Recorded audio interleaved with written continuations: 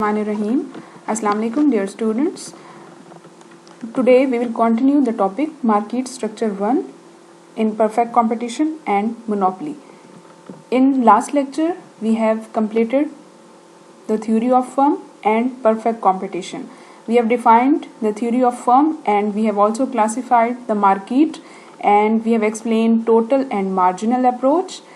Explore the characteristics of perfect competition, इसमें हमने 7 characteristics पढ़ी थी इसकी, और उसके बाद हमने short run and long run equilibrium देखा था परफेक्ट कॉम्पिटिशन में।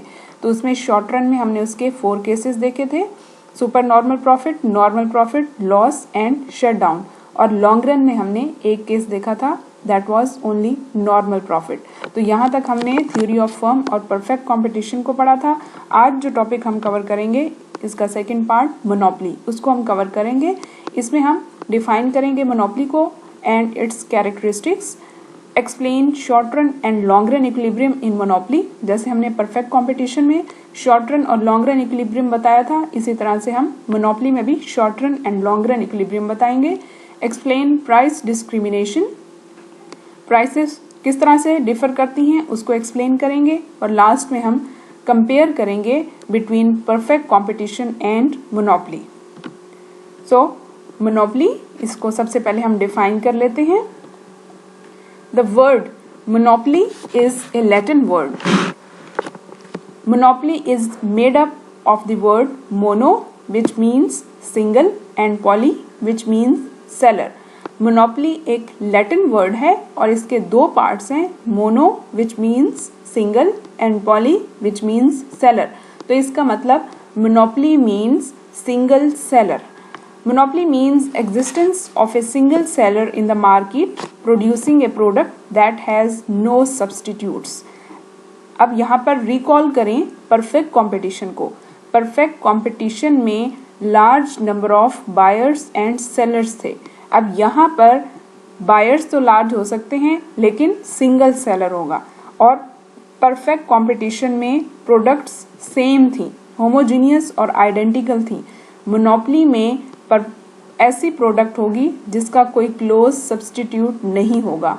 इसका मतलब वो जो सिंगल सेलर है वो प्रोडक्ट सिर्फ उसी के पास होगी, उसके अलावा वो प्रोडक्ट कहीं पर नहीं होगी। In this market structure entry of other firms is restricted. Again recall करें, परफेक्ट कंपटीशन में free entry and free exit था कि बायर्स और सेलर्स अपनी मर्जी से मार्केट में एंटर हो सकते हैं और मर्जी से मार्केट को छोड़ के जा सकते हैं। मोनोपोली में एंट्री और एग्जिट पे रिस्ट्रिक्शन है। Examples of monopoly are Pakistan railway, वापडा, PIA एटसेट्रा। तो ये ऐसे एग्जाम्पल्स हैं जिनका कोई सब्स्टिट्यूट नहीं है, जैसे पाकिस्तान रेलवे है, जैसे वापडा है। इलेक्ट्रिसिटी में हमारे पास इसके और अल्टरनेटिव्स हो सकते हैं लेकिन जो मेन सोर्स है दैट इज वापडा। इसी तरह से PIA, अब इसके और सब्स्टिट्यूट्स अब आ गए हैं लेकिन इसकी भी मोनोपोली होती है। Characteristics of monopoly, 1 seller and a large number of buyers. अब इसको हम साथ साथ परफेक्ट कंपटीशन के साथ भी कंपेयर कर लेते हैं। परफेक्ट कंपटीशन की कैरेक्टरिस्टिक्स में हमने पढ़ा था large number of buyers and sellers. तो यहाँ पर बायर्स तो लार्ज हैं लेकिन उस प्रोडक्ट का जो सेलर होगा वो सिंगल होगा। Product has no close substitute, कि वो ऐसी प्रोडक्ट है जिसका कोई सब्स्टिट्यूट नहीं है, और परफेक्ट कंपटीशन में जो प्रोडक्ट्स थी वो सेम थी, वो सबके पास एक जैसी ही थी। Third characteristic price maker. Monopoly market में जो सेलर होता है वो प्राइस मेकर होता है, मीन्स उसकी मोनोपोली होती है, उस प्रोडक्ट का कोई क्लोज सब्स्टिट्यूट नहीं होता, तो वो अपनी मर्जी से प्राइसेस को ज़्यादा और कम कर सकता है। While in perfect competition firms are price taker, क्योंकि प्राइसेस डिमांड एंड सप्लाई की फोर्सेस से डिटरमिन होती हैं, और परफेक्ट मार्केट में प्राइसेस सेम रहती हैं, उसमें कोई चेंज नहीं आता, फिक्स होती हैं। तो परफेक्ट मार्केट में फर्म्स आर प्राइस टेकर, और इम्परफेक्ट मार्केट और इन मोनोपोली फर्म्स आर और price maker. Restriction on entry of new firms. Imperfect market या मोनोपोली में न्यू फर्म्स मार्केट में एंटर नहीं हो सकती, क्योंकि सिंगल सेलर होता है, वो अपनी मर्जी से उस चीज़ की प्राइस को बढ़ा भी सकता है, उसकी कॉस्ट ज़्यादा हो सकती है, जिसकी वजह से न्यू फर्म्स के लिए बैरियर्स टू एंट्री हो जाते हैं। और फिफ्थ, एडवर्टीजिंग, कि इसमें फर्म्स अपनी मर्जी से एडवर्टीजमेंट भी कर सकती हैं।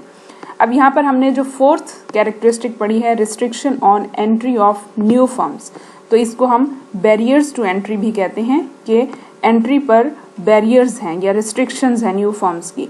तो बैरियर्स टू एंट्री क्या होते हैं? Refers to the restrictions that prevent other sellers from entering the market, कि जो न्यू सेलर्स को मार्केट में एंटर नहीं होने देते। The following are some common points of barriers to entry. Control over raw material, के मोनोपली में जो सेलर है उसके पास सारा रॉ मटेरियल होता है, तो इसलिए न्यू फर्म्स अगर मार्केट में एंटर होना भी चाहें तो वो नहीं हो सकती, क्योंकि उनके पास उस बिजनेस को स्टार्ट करने के लिए रॉ मटेरियल या उसकी जो इनपुट्स हैं वो अवेलेबल नहीं होती। पेटेंट एंड कॉपीराइट, कि जो ऑलरेडी अपनी फर्म को चला रहा है उसके पास कॉपीराइट है, वो किसी और को अलाउ नहीं करेगा कि वो मार्केट में एंटर हो। Cost of establishing N efficient plant, कि अगर कोई न्यू फर्म मार्केट में एंटर होना चाहती है तो उसको एफिशिएंट प्लांट लगाने के लिए उसको बहुत ज़्यादा कॉस्ट बेयर करना पड़ेगी, क्योंकि उसका कोई सब्स्टिट्यूट नहीं है, उसका कोई कंपेटिटर नहीं है, तो उसको खुद से सारा सेटअप करना पड़ेगा। एंड गवर्नमेंट फ्रेंचाइजेस, तो समटाइम्स गवर्नमेंट से भी उसको परमिशन लेनी पड़ती है, कोई लीगल सैंक्शंस भी हो सकते हैं। अगर गवर्नमेंट अलाउ नहीं करती तो वो अपनी मर्जी से अपना बिजनेस या अपना सेटअप नहीं कर सकता। तो इन 4 रीजंस की बेस पे जो न्यू फर्म्स हैं उनके लिए एंट्री के बैरियर्स होते हैं। उसके बाद short run equilibrium, a monopolist aim is to earn maximum profit और सफर मिनिमम लॉसेस। अगेन ये भी सेम ऑब्जेक्टिव है एक फर्म का या एक मोनोपोलिस्ट का, जो हमारा परफेक्ट कंपटीशन का था, कि एक फर्म ने अपना प्रॉफिट मैक्सिमाइज करना है और अपनी कॉस्ट को मिनिमम करना है। तो वहाँ पर परफेक्ट कंपटीशन में लार्ज नंबर ऑफ सेलर्स या लार्ज फर्म्स थी, तो वहाँ पर हम फर्म्स का ऑब्जेक्टिव बता रहे थे। अब मोनोपोली में एक सिंगल सेलर है जिसको हम मोनोपोलिस्ट कहते हैं, तो अब यहाँ पर मोनोपोलिस्ट का ऑब्जेक्टिव भी यही है, to maximise the profit and minimise the loss और cost. In order to earn maximum profit, a monopolist compares his marginal revenue to his marginal cost. In the short run, a monopolist firm can earn supernormal profit, normal profit और loss या subnormal profit. Perfect competition की तरह इसमें भी short run में हमारे पास वही 3 cases हैं, supernormal profit, normal profit और loss. Price and output determination. The 3 possibilities of monopoly equilibrium can be shown in the following figure.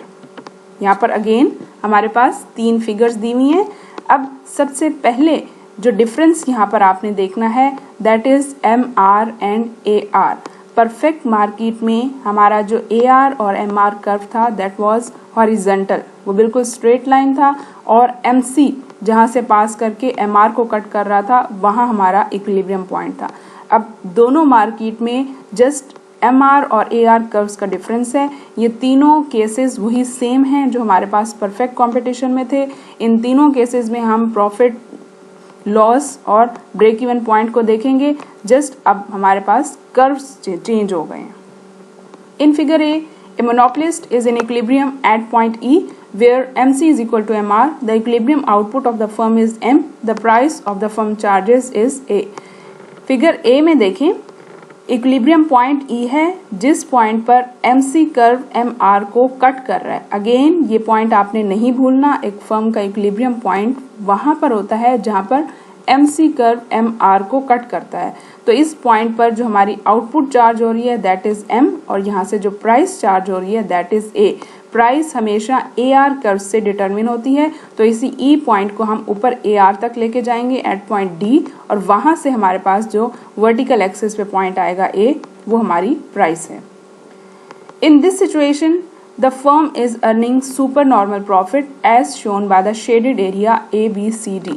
अब यहाँ पर देखें AC कर्व AR कर्व से बिलो है, तो ये वही केस है जो परफेक्ट कंपटीशन का सुपर नॉर्मल का था। तो इसमें शेडेड एरिया ABCD जो नजर आ रहा है दैट इज प्रॉफिट और super normal profit.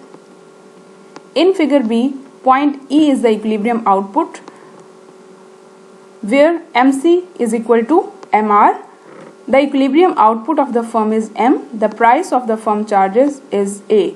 In this situation, the firm is earning normal profit. Price is A. AC is also A. Figure B में देखें, अब हमारा AC कर्व AR कर्व के ऊपर आ गया है। जिस पॉइंट पे MC ने MR को कट किया है दैट इज इक्विलिब्रियम पॉइंट। वहां से हमारी जो आउटपुट डिटरमिन हुई है M, that is equilibrium quantity, और वहीं से हम AR तक उस कर्व को लेके जाएंगे तो वहां से जो हमारी प्राइस डिटरमिन हो रही है दैट इज A। तो यहाँ पर हमारी प्राइस A डिटरमिन हुई है। इस पॉइंट पर हमारा रेवेन्यू और कॉस्ट दोनों सेम हैं, तो इसका मतलब यहाँ पर हमें कोई प्रॉफिट नहीं हो रहा, कोई लॉस नहीं हो रहा, तो इसको कहते हैं नॉर्मल प्रॉफिट और ब्रेक इवन इसको कहते हैं। In figure C, a monopolist is in equilibrium at point E. The equilibrium output of the firm is M. The price the firm charges is A. The firm is earning subnormal profit or loss as shown by the shaded area ABCD. अब figure C में देखें, AC curve AR curve से above चला गया है। अब वही सबसे पहले इक्विलिब्रियम फाइंड करेंगे। MC MR कर्व को जिस पॉइंट पे कट कर रहा है वहां से हमारा इक्विलिब्रियम पॉइंट E आ गया है। E को हम AC तक लेके जाएंगे, पॉइंट C तक। तो AR पे जिस पॉइंट पे ये कट कर रहा है that shows the price A, और C तक जब जा रहा है तो that shows the cost B। तो प्राइस या रेवेन्यू कम है, कॉस्ट ज्यादा है, तो इसका मतलब शेडेड एरिया ABCD हमारा लॉस को शो कर रहा है। इन तीनों सिचुएशंस में नीचे आपको कैलकुलेशन भी दी हुई है, आप अपनी मर्जी से भी वैल्यूज ले सकते हैं और प्रॉफिट का formula total revenue minus total cost करके उसमें से आप प्रॉफिट लॉस और नॉर्मल प्रॉफिट को फाइंड कर सकते हैं। Long run equilibrium. Long run is the time period in which the firm can adjust its inputs used in the production. अब शॉर्ट रन और लॉन्ग रन दोनों मार्केट्स में हमने शॉर्ट रन इक्विलिब्रियम भी देखा है, लॉन्ग रन भी देखा है।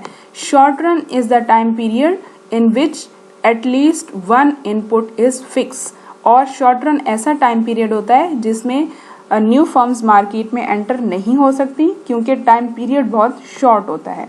और लॉन्ग रन ऐसा टाइम पीरियड होता है जिसमें तमाम इनपुट्स वेरी कर रही होती हैं और फर्म्स के पास इतना टाइम होता है कि वो न्यू प्लांट को इंस्टॉल कर सकें। In the long run all the factors of production are variable. इसको हम लास्ट 3 और 4 लेक्चर्स से पढ़ रहे हैं। A monopolist firm in the long run is also in equilibrium at point where MC is equal to MR। MC MR rule आपने नहीं भूलना। एक फर्म का इक्विलिब्रियम वहीं पर होता है जहां पर उसकी मार्जिनल कॉस्ट और मार्जिनल रेवेन्यू दोनों इक्वल हो जाएं, चाहे वो परफेक्ट मार्केट है या इम्परफेक्ट मार्केट है। In the long run a monopolist will only earn super normal profit. The long run equilibrium of a monopolist is shown in the figure where LRAC is the long run average cost curve and LRMC is the long run marginal cost curve। यहाँ पर देखिए हमें एक diagram दी हुई है। इस diagram में देखें, ये हमारी जो अभी हमने शॉर्ट रन के 3 केसेस देखे हैं उसमें जो फर्स्ट केस था सुपर नॉर्मल प्रॉफिट, ये वही सेम डायग्राम है। अब जस्ट यहाँ पर कर्व्स हमारे उनके नेम्स चेंज हो जाएंगे। वहाँ पर हम शॉर्ट रन एवरेज कॉस्ट और शॉर्ट रन मार्जिनल कॉस्ट को ले रहे थे, यहाँ पर हम लॉन्ग रन एवरेज कॉस्ट और लॉन्ग रन मार्जिनल कॉस्ट को लेंगे। बाकी डायग्राम वही सेम है और लॉन्ग रन में हमेशा monopolist super normal profit earn करता है। The intersection of LRAC and LRMC curves is the equilibrium point E। जिस पॉइंट पे MC MR कर्व को कट कर रहा है वो हमारा इंटरसेक्शन पॉइंट है, E पॉइंट, जो कि इक्विलिब्रियम पॉइंट है। The equilibrium output is M and price is fixed at A। यहाँ पर देखें इस पॉइंट से जो आउटपुट आएगी दैट इज M और इसी प्राइस को AR या D कर्व तक लेके जाएंगे, वहां से जो प्राइस डिटरमिन होगी that is A। The firm is earning super normal profit ABCD। ये जो शेडेड एरिया नजर आ रहा है ABCD that is super normal profit. The firm will continue to earn super normal profit in the long run because of the monopoly derive from barriers to entry. क्योंकि यहाँ पर barriers to entry हैं तो एक firm जो चीज़ produce कर रही है वही उसे कंटिन्यू करेगी, तो इसका मतलब वो सुपर नॉर्मल प्रॉफिट अर्न करेगी लॉन्ग रन में भी। उसके बाद है price discrimination. Price discrimination refers to the selling और charging of different prices to different buyers for the same good. Discrimination का मतलब होता है डिफर करना, किसी चीज़ का डिफरेंट होना। तो अगर हम सेम चीज़ की डिफरेंट मार्केट में डिफरेंट प्राइसेस देखते हैं तो इसका मतलब प्राइस में डिस्क्रिमिनेशन है। Sometimes the monopoly sells a product at different prices to different customers if it finds it profitable and possible to do so. कि एक मोनोपोलिस्ट अपनी मर्जी से प्राइस चार्ज करता है तो वो एक बायर से कोई और प्राइस चार्ज कर सकता है और दूसरे से उससे भी ज़्यादा प्राइस चार्ज कर सकता है। तो वो डिपेंड करता है कि वो किस तरह के कस्टमर हैं और उसको कितना प्रॉफिट वहाँ से अर्न हो रहा है। Condition of price discrimination. Price discrimination needs certain market conditions. Existence of monopoly के प्राइसेस में डिफरेंस कहाँ पे होता है? जब कहीं पर मोनोपोली हो कि एक सिंगल सेलर हो और उस चीज़ का कोई क्लोज सब्सटीट्यूट ना हो, तो इसका मतलब वहाँ पर अपनी मर्जी से वो चार्ज कर रहा है और वही चीज़ किसी और जगह पर या किसी और कस्टमर से वो कम प्राइस पर भी चार्ज कर सकता है सेलर।